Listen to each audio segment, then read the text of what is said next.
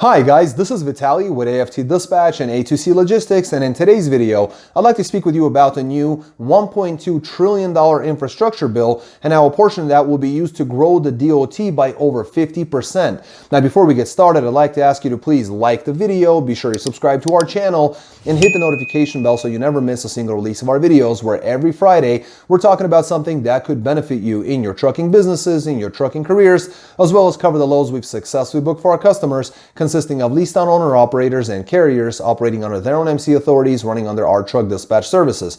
As always, guys, big thank you for all the likes you've provided in all the previous videos. Please do keep them coming, and let's talk about this new infrastructure bill, how it's going to benefit you and I, and ultimately grow the DOT by over 50%. Now, guys, who better to ask than the ultimate end users themselves, the truck drivers on the roads every single day. Please leave us a comment in the comment section below. What are your thoughts about this infrastructure bill? How do you feel they should proceed? Are they doing the right thing? Ultimately, guys, the DOT is going to be heavily focused on aggressively hiring new team members to join the DOT team in order to make sure that this new influx of money is not mismanaged. There's no fraud. There's no frivolous spending, things like that. They're going to receive $50 billion worth of money in annual budget increases. And ultimately, this is going to be the largest infrastructure investment since the creation of the U.S. Interstate Highway System. And our infrastructure is crumbling. We made videos about that. I'll leave a little cards here in the corners. You can take a look at that. This is an ongoing problem, and our infrastructure is in dire need of repair. So definitely good timing on that. And repair and modernization is what they're going to be focusing. They'll be looking at our roads, bridges, tollways, highways, our entire transit system across the United States. So this is a very large project that will be ongoing for many years to come. Now, one thing that definitely piqued my interest was a clause in the bill that talked about EV chargers. Now, why this is interesting is because traditionally it's the responsibility of the electric vehicle manufacturers like Tesla, the newly IPO'd company called Rivian and Lucid and other companies. They're the ones who are generally responsible for the the installation and the development of the EV charger infrastructure, because ultimately it's the end user of those vehicles that takes advantage of those chargers, because cars and trucks that use gas and diesel simply don't use that technology. Now, this time around, this is very different because it's the federal government. They've allocated money as part of this bill in order to install tens of thousands of EV chargers throughout the United States.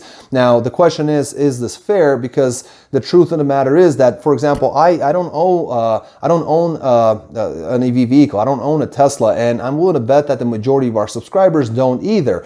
On the other hand, when we look at it this way, it kind of indirectly pushes the consumer to purchase more electric vehicles. So definitely weigh in a comment section below. Let us know what you guys think, at least about this portion, this clause of this bill. Definitely would like to hear from you guys about that. Now, as far as the budget for the DOT, currently they're spending about $90 billion a year, and that will go up to nearly $140 billion.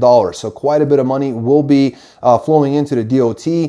The bill itself contains $550 billion worth of new spending. They're going to be focusing on fixing 10 of our what they call economically significant bridges. They're going to focus on repairing 15,000 smaller bridges throughout the country.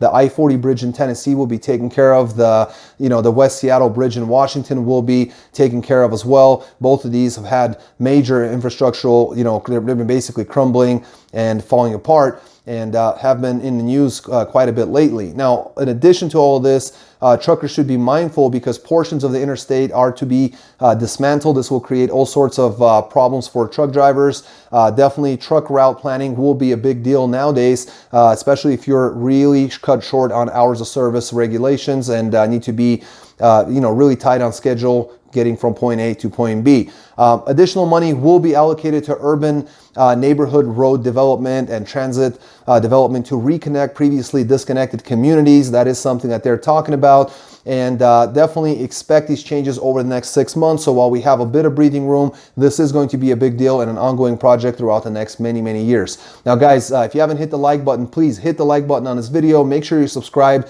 I'm about to switch the camera. We'll look over the loads we book for our customers, and I'll see you guys in just a moment. Welcome back, guys. Let's take a look at some of these loads. Going to start off with a dry van coming out of Neenah, Wisconsin, going to Danville, Virginia. It's a 25,000 pound load of dry goods, 932 miles booked at $3,200. Got them $343 per mile. Then right out of Danville, zero deadhead, going out to Louisville, Kentucky, 35,000 pound load of packaging products, 495 miles booked at $1,350. Got them $273 a mile.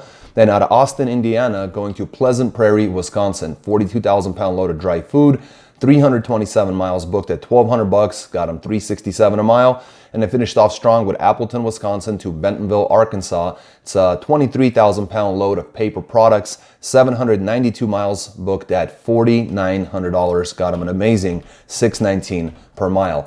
These guys did a really good job running Friday to Friday, grossed $10,650 in that week, ran 2,546 loaded miles at $418 per loaded mile. Very, very well done. Next, we have a reefer coming out of Grand Rapids, Michigan, going to Morrisville, North Carolina. This is a 10,000 pound load of frozen food at -10 on a reefer, 792 miles booked at $3,300.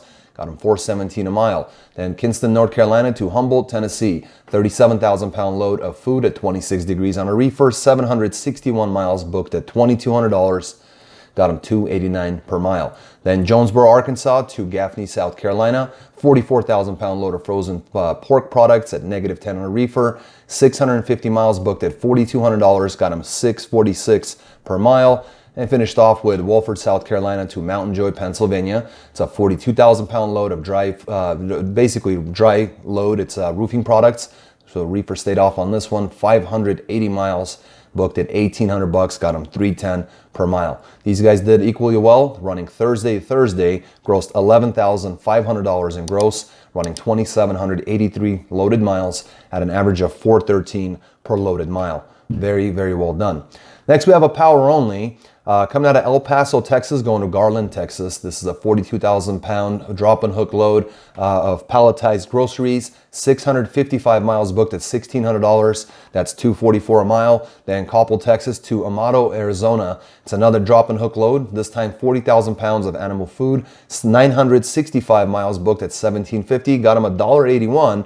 But on the next load, this was basically to kind of give you an idea of what we did. We picked up a brand new reefer as a power only trailer, and they were giving it to us for 5 days, but basically we gave up the money to pull the reefer, so we got it for free, but we got an extra 2 days out of it. And that reefer needs to drop in Arkansas eventually, but this time what they did is they loaded it out of Phoenix, Arizona, and went to Salt Lake City, Utah. Now this load here was a one pick, one drop. It was basically a trailer shipper and receiver to get loaded.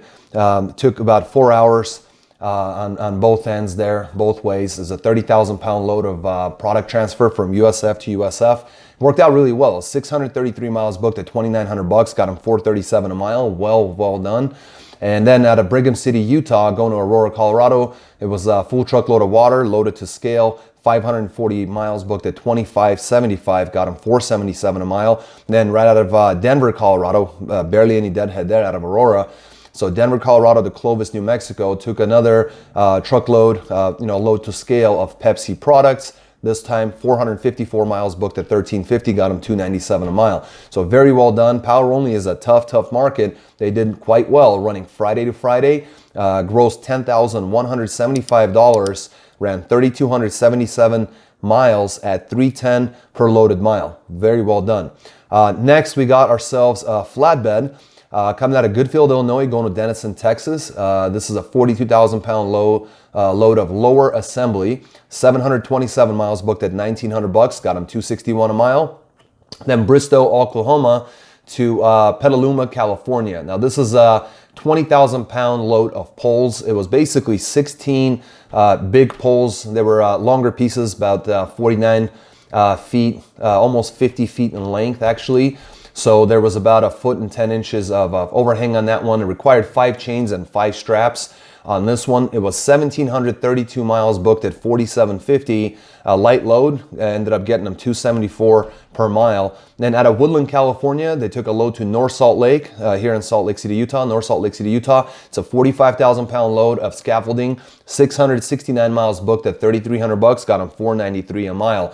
And this flatbed ended up running Friday to Friday, grossed 99.50, and ran a total of 3,128 miles at an average of 318 per loaded mile average.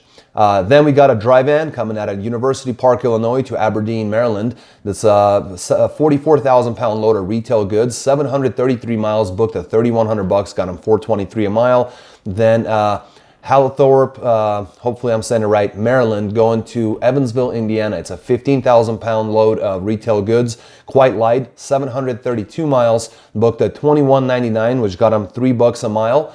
Then Ridgway, Illinois to Omaha, Nebraska. It's a 44,000 pound load of chemicals, 570 miles booked at 1,900 bucks, got them $333 a mile. Then right out of Omaha, no deadhead, going to Bolingbrook, Illinois, a wonderful market, especially for a dry van.